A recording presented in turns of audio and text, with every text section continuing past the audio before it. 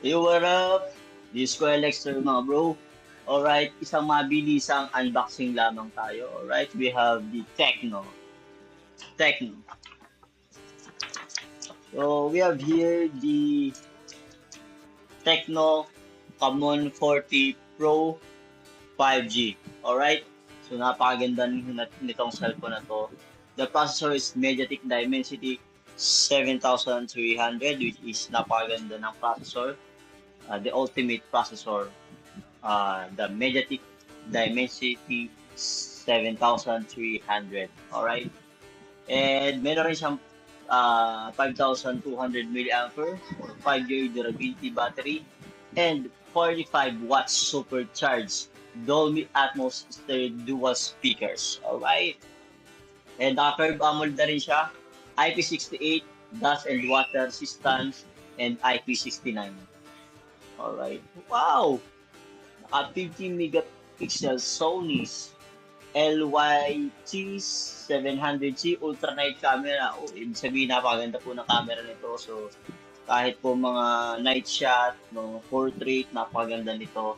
Then, when it comes to processor naman, good siya for video editing, sa mga games, no, napaka-smooth nito. So, talagang nag-upgrade na from Camon 30 Pro then to 40 Pro. Talagang halos doble yung in-upgrade nila sa Camon 40 Pro 5G. And naka-AI na rin po siya. Naka-AI na niya. And of course, the refresh rate is 144 Hz. 144 Hz po siya. Naka-ultra bright na din.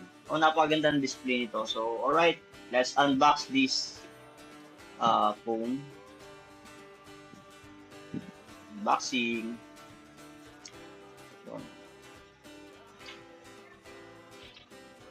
Alright, tested. Performance tested. Drop resistance for overall unit. 5-star yung kanyang rate. Alright. So, here. Alright. So, yan. Nakikita natin, 50 megapixel Sony LYT700C.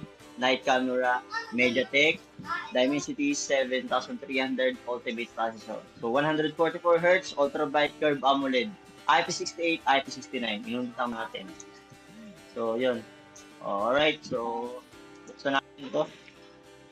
So, mabilis ang unbox lang natin to kasi ito po ay hindi naman po sa atin. Ay pinabilang sa atin ng ating bayaw. Alright. So, ayan. Wow!